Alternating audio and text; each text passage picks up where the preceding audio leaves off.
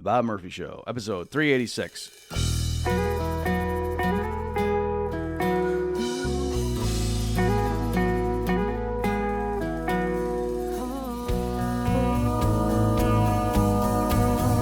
There's a tidal wave coming.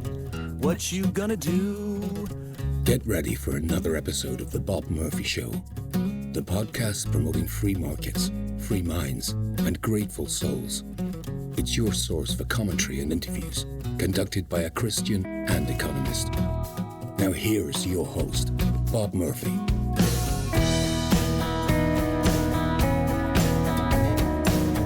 Hey everybody, welcome back to another crossover episode. Today, Adam Heyman and I are going to be talking about arguing with midwits, drawing on some examples both in the recent news cycle, but also going back further to illustrate the phenomenon. I think you're going to enjoy it. It was a fun episode, as they typically are. Here we go. Welcome to the Bob Murphy Show. And my name's Adam Heyman. That's Bob Murphy. Hi, Bob. Hi, Adam. So I was trying to figure out what we should call this episode, and all I came up with in my brilliant creativity was dumb arguments you see on social media. Oh, well, I thought it was more specific. I would think we would do something like making mincemeat of midwits or something like that. Because I think that was more, unless you're, anyway, that, to me, that's the narrower there. It's not just dumb arguments, but the common thread is people who think they're being sophisticated when it's like, no, actually. So it's kind of, the bell curve meme. All you had to do was demonstrate alliteration. You don't even need the rest of that whole explanation. Right. Yeah, we're going to go with your thing. Okay. Making mincemeat of midwits. So I figured we'd start with the 150-year-old Social Security recipient, if you don't mind. Sure. Okay. So on this one, as people know, Doge has been going through various things, and Social Security was, I was going to say on the chopping block, but that might be a bit provocative. And so a thing that was making the rounds, and this happened, I'm seeing if I can get a date here, February 15th, okay? So at this point, it's probably completely died down, but it did make the rounds, and it just so perfectly illustrates the kind of thing that Adam and I are talking about in this episode. So let's just walk through this. So on February 11th, Donald Trump Jr. tweeted out saying, OMG, 3 exclamation points. It's so bad what's been happening to our country and your money. Breaking, : Musk says there's people over 150 years old collecting Social Security, ... And then he had more, but like the screenshot I'm looking at right now, the person retweeted it, so I don't see what that was. So then there's this person, Toshi, I don't know who that is, then, retweeted Don Jr.'s thing and then said, it looks like Elon's genius coders don't know how COBOL works. And so for folks on the audio, that's COBOL. It's like an old programming language like Fortran and stuff. Social Security runs on COBOL, which does not use a date or time type. So the date is stored as a number using the ISO 8601 standard. The epoch for this is 150 years ago, and then he has in parentheses 1875, aka the meter standard. So if you don't know the date of something, it will be a zero value, which in COBOL will default to 1875, which is 150 years ago. Okay? And so, just in case people are getting mixed up there, so what the allegation is here is that, oh my gosh, these idiots, Elon comes in with these 18-year-old whiz kids who don't know anything, they've just grown up in the modern tech world. They don't understand what they're dealing with. And so they're seeing in the database, there's a bunch of entries where the field for the date of birth is blank. And so the way COBOL works is, there's no entry. So it defaults to, a zero value, which, it would pop out as 1875. And since it's 2025 right now, that's where the 150 is coming from, you idiots. So then Justin Wolfers retweeted that and said, you don't need to be a coder to figure this out. Simply type tab age. You'll discover a smattering of 99-year-olds, a few 100-year-olds, a couple of 101-year-olds, and a pileup of 150-year-olds, but no one in their 130s or 140s. That's a clear sign you've discovered a coding issue rather than fraud.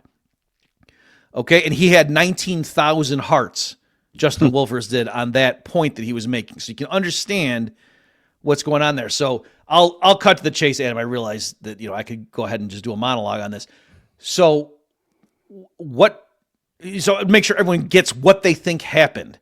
That if this guy Toshi, I think it's a guy, if his explanation were correct, then right, what you would see is, as Justin Wolfers was pointing out, that as the people, as the age distribution got higher, you'd see fewer and fewer people, and then there'd be a bunch of nothing for people ages 115 to 149, and then all of a sudden there'd be a spike at 150.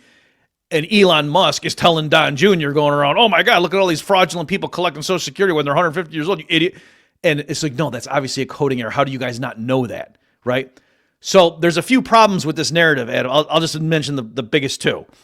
Okay, so one problem that I pointed out was, why is it that let me put it this way. What they were showing is if it were just a coding issue and that the database, the field was blank for the date of birth, you're right. It would look like that. But who's to say that if it were actually fraudulent, it wouldn't also look like that? So in particular, if according to their own hypothesis, people are still getting paid checks with no date of birth entry and the system doesn't know how old they are, right? Then if I were going to fraudulently set up an account to get checks, I might do that, right? So there's that element involved, that they think they're proving this couldn't be fraud when actually that's not what they're showing even on their own terms. But there's a bigger problem with that, is that it turns out that somebody else chimed in and said, well, no, if you actually go Google that, ISO 86081 standard, that guy's not making that up. That is a thing. But the 0 point starts on I think it's May 20th, 1875. So, Adam, you may realize that we're not yet to May 20th, 2025. And so even on their own terms, what you would see is a huge pileup at age 149, not 150. Right. And then, so when I saw that made me go look again at Donald Trump Jr.'s tweet. He didn't say, wow, Elon told me there's a bunch of 150-year-olds who are all getting paid, and weirdly enough, no 145-year-olds. He didn't say that. He said, Musk says there's people over 150-year-olds collecting Social Security. And yet, because this Toshi thing with the COBOL was just so perfect for what the left progressives wanted to do, to paint Musk and his whiz kids as a bunch of idiots who are just fumbling around and like, hey, let the adults handle this. We understand Social Security, you dorks. That was so perfect. They transformed Don Jr.'s tweet into, they just began accepting it as if it were a fact, that there's this big bucket of people 150 years old. And so I got in the weeds with this and was arguing with people, and I just kept pointing out, saying, you guys are just making that up. You don't know that that's true. And then the next shoe to drop was Musk came out blasting out, don't worry, I'm almost done, blasting out a table showing the various ages of people in the database going back, to like being 200 years old. Right. And for each age bucket, like, showing like the buckets in like 5-year gaps or something, or maybe it's 10-year, I can't remember, showing the millions of people for each age.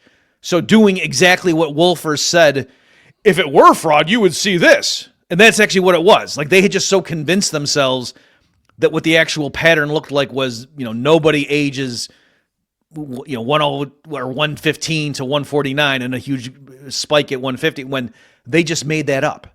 No one ever said that was the case, and it's not the case. And so you might think, the last thing I'll say here on this is that, given that just blew up in their face and they look stupid, that they would be a little bit hurt. No, you know what the talking point was with the number thing, was to say, you idiot, those numbers don't show people receiving checks. That's just people in the Social Security database, who have a Social Security number assigned, for that number, and a date of birth tied to that SSN, and the database doesn't think that they're dead yet, like that hasn't been separately entered. That's all that means. It doesn't mean they're getting paid. And then on top of that, they said, you idiot MAGA people, if you shut down all these numbers, you know what would happen? There's millions of illegal immigrants who are using these numbers from people who are long dead, and that's actually going to reduce money flowing into the treasury. I hope you're happy, you dorks. As if the MAGA people are supposed to say, oh yeah, you got us there, so everything's cool. Like, I'm not exaggerating. That's literally the progression of the argument on this, and these guys are running victory laps like they're crushing it, and that Don Jr. and Elon Musk are a bunch of dorks. So anyway, I'll calm down and take a breath and let you get a word in on this crossover. Yeah, a little worried about your blood pressure there, bud. I have two comments. The first is just how perfectly appropriate it is to imagine Washington, D.C. running something as ostensibly important as Social Security on a programming language from, like, what is it, 60 years ago, 70 years ago?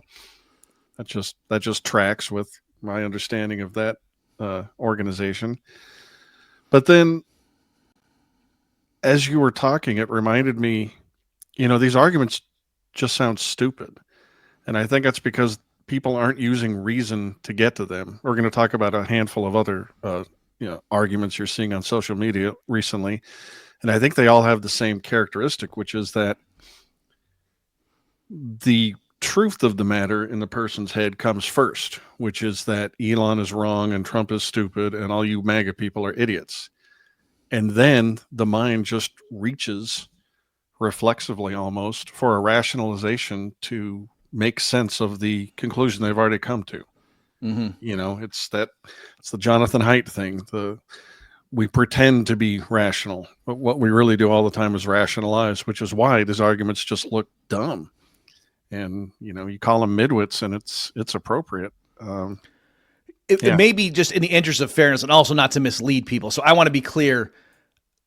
I understand and I agree with Elon as being a bit reckless when he was tweeting out the broader table. Because he said something like, I don't know if you saw that exactly, Adam, but it was like, he made a joke about, I guess there's a bunch of vampires collecting Social Security checks, right? Because he had a table showing there were even a few people that were like 300 years old or something like that, right, in the system.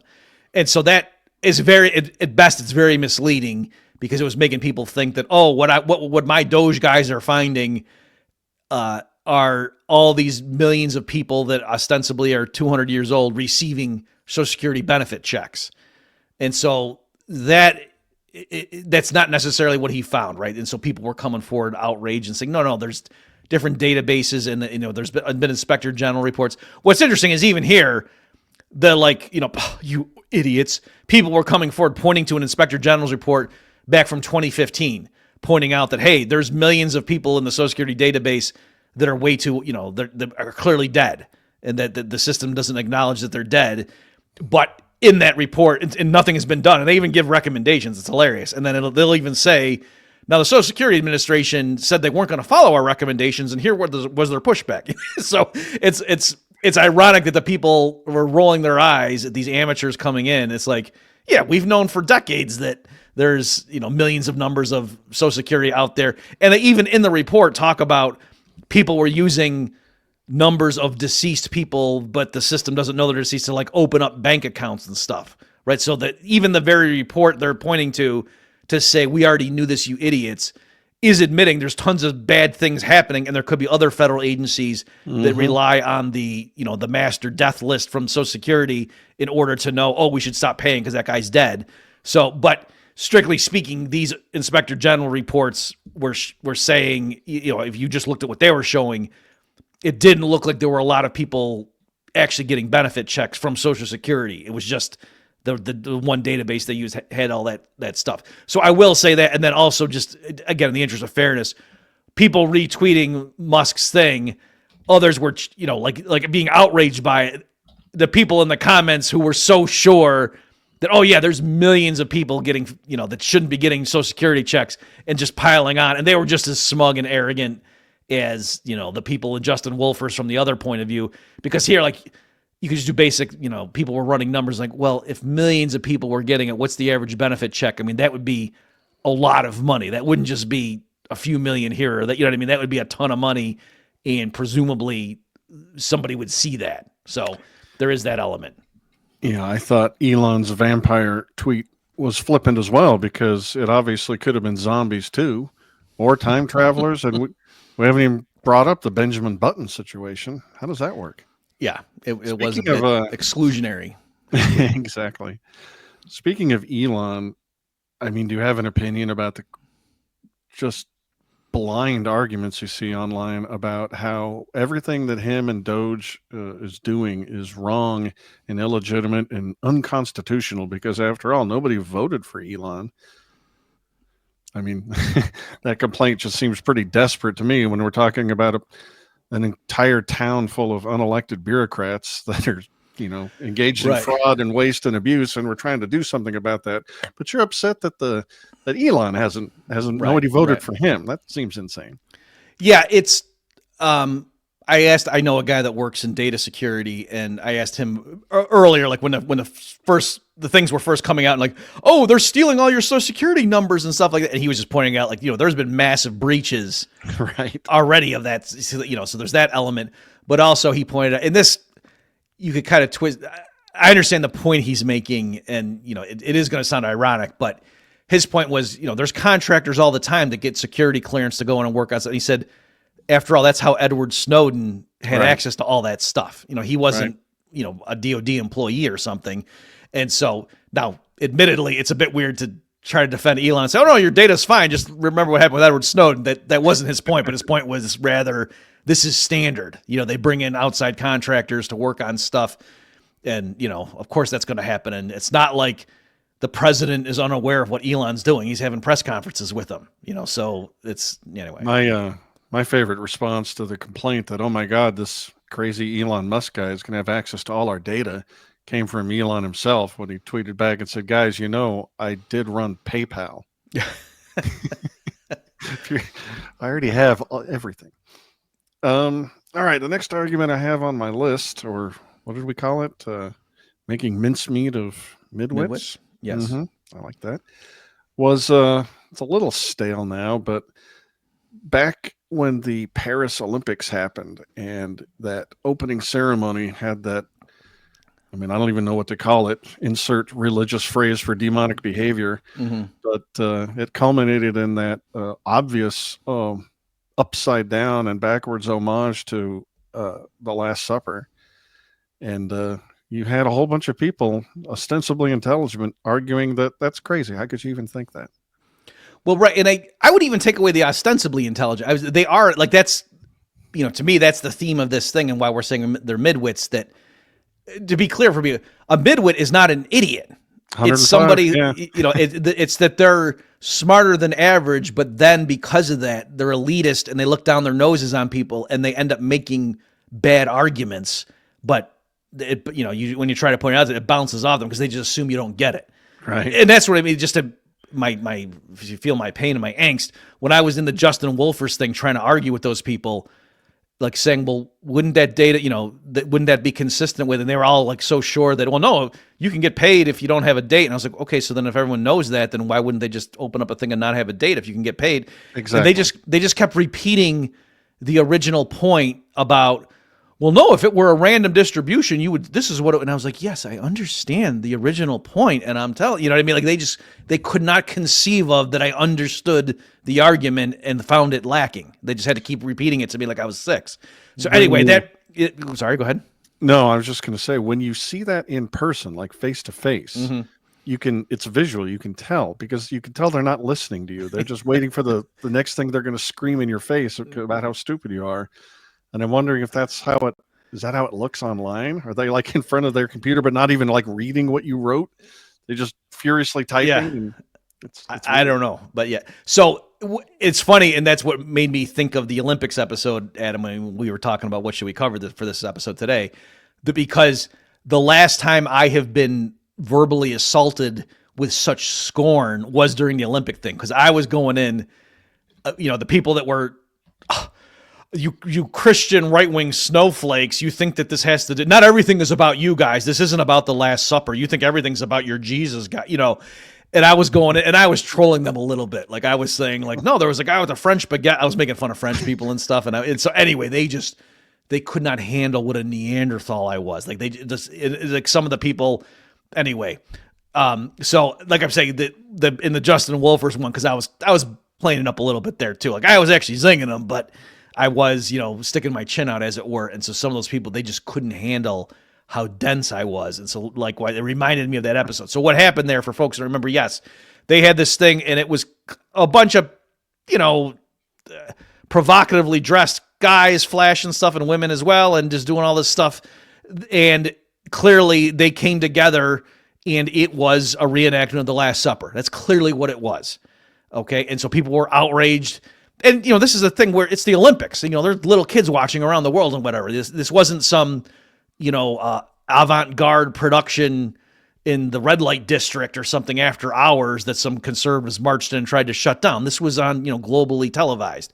So anyway, in the backlash, so I guess the director, I don't know if that's the right term, but the person, the creative director who was in charge of that came out and clarified and said, oh, no, this wasn't about the Last Supper. I don't mean to offend anyone. What this was, and he referred to some other piece of art that it was, a painting that it was a reference to. Okay, so there was a few problems with that. So number one is the thing he was referring to was itself a derivative of the Last Supper, right? So there's, there's that element. And, it'd be like if somebody, I don't know, did a parody of The Broken Window, and someone said, I can't believe you would be so rude to Henry Hazlitt. And they went, oh, no, it wasn't a reference to Hazlitt. Or, no, I got the backwards. It was the other way around. It wasn't a reference to Bastiat. It was a reference to Hazlitt. Exactly. I said it backwards. Okay, but you get the point. Yeah. So there's that element. But beyond that, the star of the person that was in the center, that was Jesus, on her Instagram, I don't remember the exact words, but she thought she was mocking the Last Supper, right? Like she's, I forget what she said, something like, the last LGBTQ Jesus or something like that. I don't remember exactly what it was, but she was being definitely cheeky, and she for sure thought that what she was doing as the star on the centerpiece of this demonstration was that we are doing the Last Supper. So that's what she thought. So if it was, if that was news to her, that if the director, the art director had to say, no, actually what you're, and then also a PR person from the Olympics, when the, controversy first aired, was trotted out, and he said, oh no, there's plenty of allusions to the last, like The Simpsons referred to, and he listed a bunch of pop culture things that referred to the painting, and said, were the conservatives marching up in arms when Homer Simpson defiled it or whatever, you know what I mean? So the person from the Olympics thought it was, the star of the thing thought it was, and then even the official story from the guy after the outrage occurred, you know what I mean? So he had a vested interest in lying after he realized, oh wow, there's a lot of blowback on this. At best it was a derivative of the thing that everyone thought it was a reference to. So anyway, but again, I just cannot stress enough for people who weren't in the thick of it how much contempt the avant-garde, cosmopolitan, sophisticated elites were like, you think this was a reference to the Last Supper painting? Oh my gosh, you Philistine. Why don't you go read a book? This was clearly, and I don't believe any of them. Like they were saying, why don't you go take an art history class? I have, at least, via someone that I was living with, like seen an art history class. They didn't cover that. So even on their own terms, I could call their bluff and say, yes, I have seen what happens in an art history class, and they didn't cover this painting. This is not a famous painting. The one that they said it was based on. Right. Whereas the Last Supper, that's a famous painting. Yeah, a couple things on that. I mean, in the uproar right after the Olympics or right after the opening ceremonies, you had plenty of evidence pop out from the people who were doing that show, planning it during the time when they were planning it, where they're saying directly, yes, this is an homage to the Last Supper. But more importantly, and to the point of how people's psychology works, these midwits that we are making mincemeat of, notice that the same people will argue with you that you're crazy and you're hypersensitive. It's not an allusion to the Last Supper. It's not an allusion to the Last Supper. It's not an allusion to the Last Supper. And then the second that you demonstrate that it clearly is, they immediately switch to, yeah, but what's wrong with that? Why are you so upset that it's an allusion to the Last Supper? I mean, they won't even take a breath in between those two sentences, which means, Jonathan Haidt is right. The reason isn't the thing. They didn't reason their way to their conclusion. The conclusion came first, that you can just go to hell and you're stupid for being upset with this show. And I'll find a reason eventually that stands up. Yeah. And I agree. Yeah, perfect. And that's really too, because it's fresher in my mind with the Justin Wolfers thing. That Justin Wolfers himself, a day after all this other stuff went on, and it clearly became obvious. In other words, when Elon tweeted out the table showing all the different age buckets going back, well past someone being 150 years old, which was consistent with what Don Jr. originally said. Remember, Don Jr. said, Elon told me there are people over 150. He didn't say Elon told me there's a boatload of people who are exactly 150. So After that part died out, and then it switched to the new one. Again, Justin Wolfers was among those saying these idiots, don't they understand that, no, this is a table. This isn't who's getting paid. This is just saying they're in that database. And anyway, we have experts who know this stuff, and why don't you call on these people? And I even asked him, I was like, so the other stuff you said the other day about, the COBOL coding issue, that you admit that's irrelevant, right? And nobody, Justin Wolfers did not chime in on that. I had a few of my fans come in and, say crickets and stuff like that. But in other words, so clearly what's happening there is Justin Wolfers is trying to defend Social Security from these right-wing monsters who are coming in and they just want to slash and burn because they hate poor people. And you're right, just throw any argument. Oh, there's a thing about COBOL that shows people, let's throw that. Oh, that turns out that's not correct. Well, I don't really know much about COBOL anyway, but the important thing is Elon is wrong and we got to stop it. That's right. So it's kind of like throw tear gas, throw this, you're shooting at the monster and I don't you grab some other weapon. It's not that exactly. Oh wow, yeah. I really thought that bullet, was going to work. Jeez. I don't know if this is where the phrase comes from, but when I watch people behave this way, I think of painting yourself into a corner. They try one argument and that doesn't work, so they move and they try another one, and by the end of it, they're sitting in a corner so far removed from any defensible understanding of reality that they just look, I don't know, they look insane to me or possessed. All right, the next argument on my list is: are we burdening our grandchildren with federal debt? What do you have to say on that? All right, so this is even more. What's the next? I don't know, quintile up from the midwit. Like this is like people that are even smarter. So I've said this in the other venue. I'll try to keep this really brief. So Paul Krugman and Dean Baker came out a while ago. Like this was during like the Obama, the quantitative easing years. And they made the argument that these conservative Tea Party, partisans or all these people, these deficit hawks, like, their argument is, among other things, the reason the federal debt is bad is that we're like running up the credit card bill and then passing it on to our grandkids. And they're the ones that are going to have to pay for our profligacy. So it's not just that these are wrong spending decisions or whatever, but that it's irresponsible in some sense, that we're living at the expense of our grandkids. And so the argument goes, this is just ignoring basic accounting, because if we run up extra government debt today and then then that gets passed down. Yes, it is true. Other things equal, the higher the federal debt is, the higher that interest payments on the debt will be 100 years from now when our grandkids are, up and running and running the world. But by the same token, who are those interest payments being made to? Whoever happens to hold those treasury securities, who, to a first approximation, are our grandkids.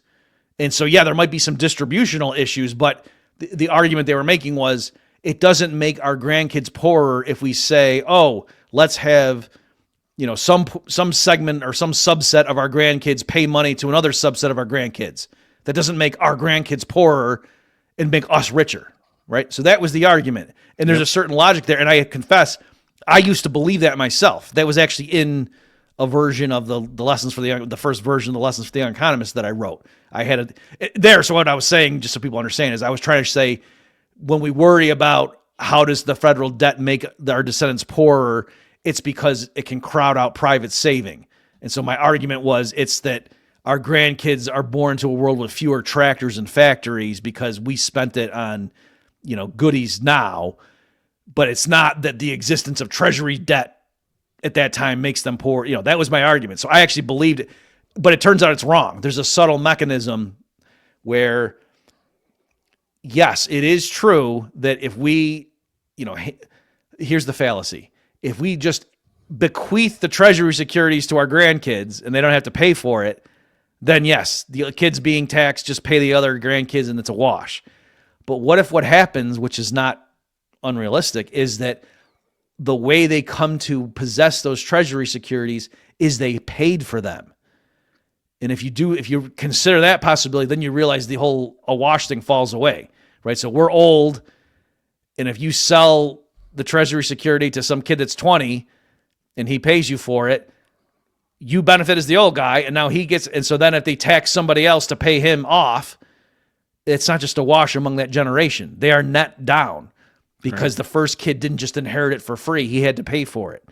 So that's the and you can do it with overlapping generation models and blah, blah, blah. But that was the fundamental mistake that Krugman and Dean Baker were making. So I was saying that, the average, Tea Party conservative who says, oh, we shouldn't run up the debt because that makes our grandkids poorer, they wouldn't be able to do a neoclassical overlapping generations model and pinpoint the fallacy that like I just did. But nonetheless, they were right. And Krugman and Dean Baker coming in, mocking them and how stupid they were. Oh, you're thinking of it in terms of a household, but you got to think of it in terms of a nation state and blah, blah, blah, blah. That's a fallacy of competence. They were just wrong. They made some simplifying assumptions and didn't realize how much the result depended on that. And so it's just a great example of how the man on the street and his intuition about, us running up a deficit now and our kids grew up in a world with a huge debt. It seems like that's not fair and that's irresponsible. That is correct. And yet the economists with a little bit of knowledge come in and say, no, that's wrong. And the economists were wrong.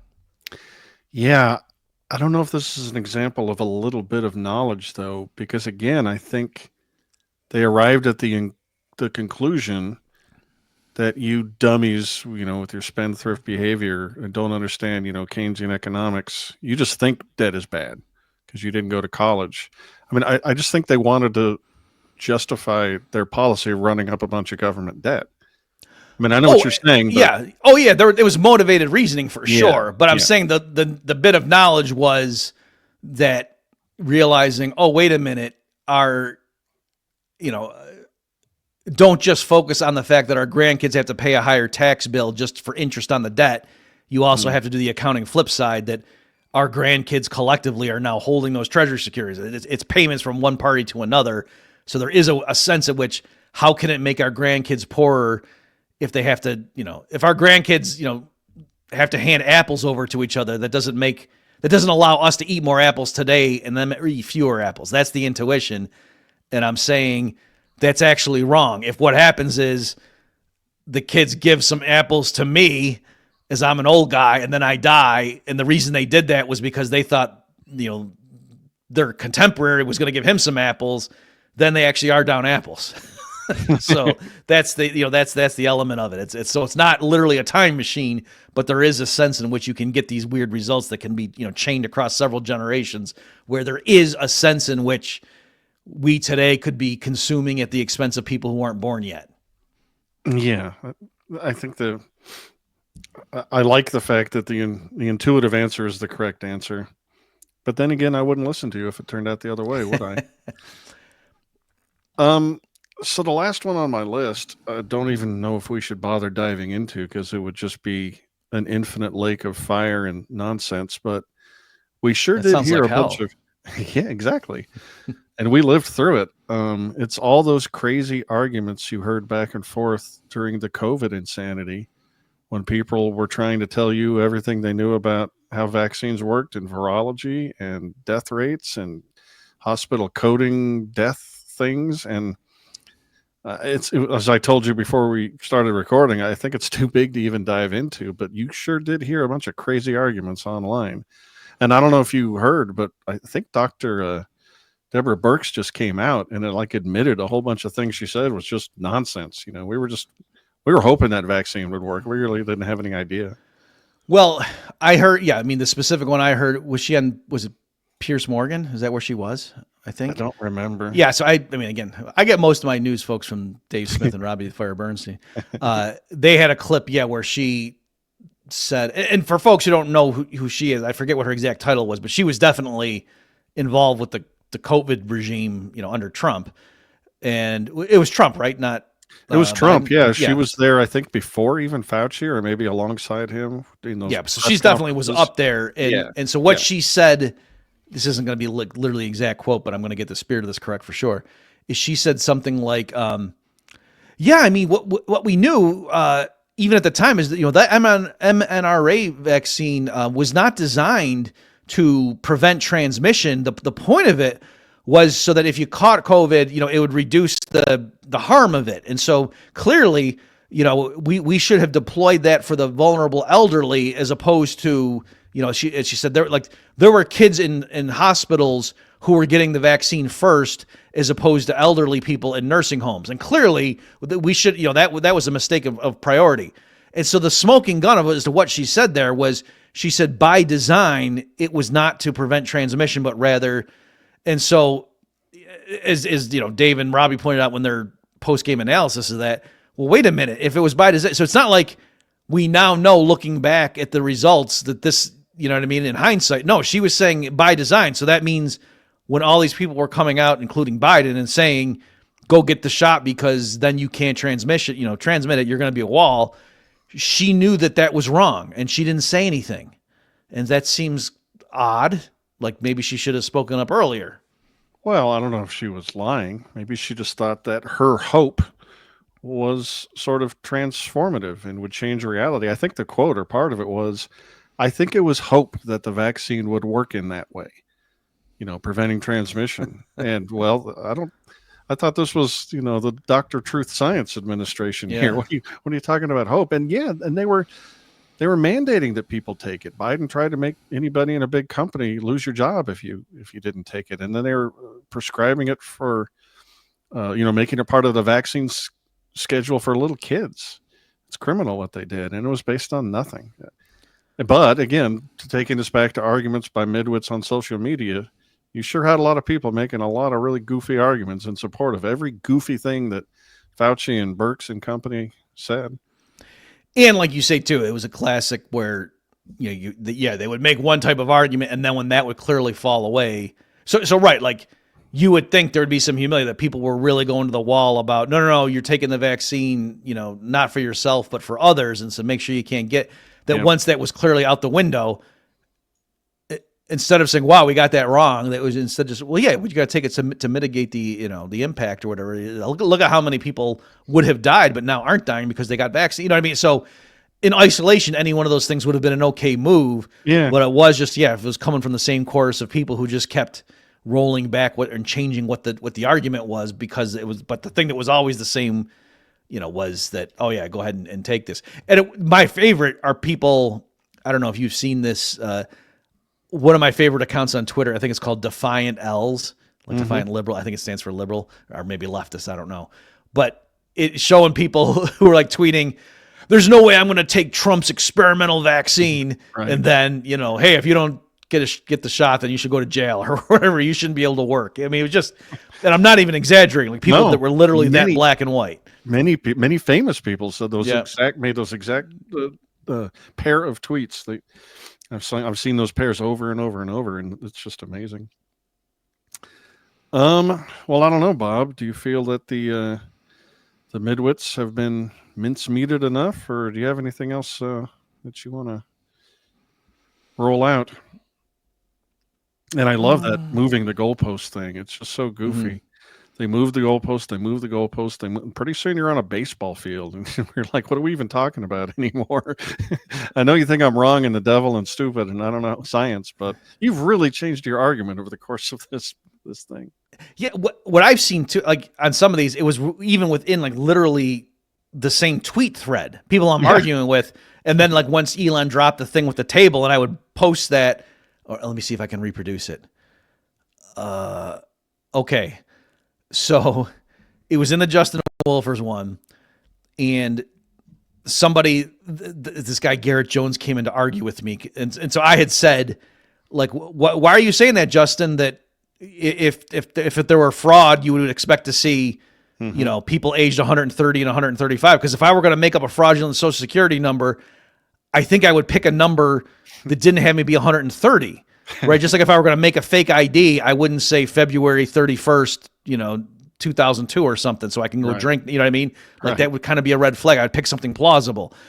And so then this guy Garrett Jones came in, and he was arguing with me about, well, no, you'd see it because of the spontaneous. He was trying to make it sound like you as a libertarian economist should know this, Bob. And anyway, so I was fighting with that, and then he kind of just matter of factly said, you wouldn't see, the bucket with thousands of people, or maybe even said millions. No, I think he said thousands of people aged 150. And so then I said to him, okay, but just to be clear, where you're getting that from is Don Jr.'s tweet that said Musk says there are people over 150 getting paid, right? In other words, at this point, I had realized they were just making that up. It wasn't that anybody said there was this big bucket of 150-year-olds. And so, he kind of dropped out. And then when Elon posted the table showing that, I posted that to say, oh, and by the way, folks, and I posted the table. And so this other guy that was arguing with me who was saying, that Elon and Don Jr. said there was a bunch of people that were 150 years old, then pointed at that table and said, yeah, see? He said there were, you said, where did he say thousands? Here he's saying millions that are 150. So I don't know if I've reconstructed, but if you get in the context of when they were saying, no, there is this big spike at 150 and nothing before, I was saying, where are you guys getting that? And they said, oh, he said it. And then when I posted the table where he had millions of people for each age bucket, they pointed at that and said, see, Bob, that's where Elon said there were people 150 years old. It wasn't just thousands, it was millions, you idiot. And anyway, I don't know if I'm conveying like just the insanity of how they're not realizing that they're changing anyway, I'll stop. I just want you to be aware, Bob, that you go on X on purpose. You do this for fun, and I just want you to remind yourself of that. I could stop whenever I want. Good stuff. Always very fun to talk to you, Dr. Murphy. I'll wrap it up here if you think we're okay. I think I've had my share of midwits. All right, no more midwits, as long as neither you nor I are one. No, we're higher than that. Or lower. We're the guy with the cloak on. I don't really care whether I'm the guy with the bucktooth grin and hasn't showered in a month, or the guy with the Jedi hood on. As long as I'm not in the middle, I'm totally fine. All right, ladies and gentlemen, thank you for listening or watching to Heyman Nature and the Bob Murphy Show. And Bob, thank you very much as always. We will get together soon and do this again. Catch you next time. Take care, folks. You've just experienced another episode of the Bob Murphy Show, the podcast promoting free markets, free minds, and grateful souls. For more information and to subscribe to this podcast, visit bobmurphyshow.com.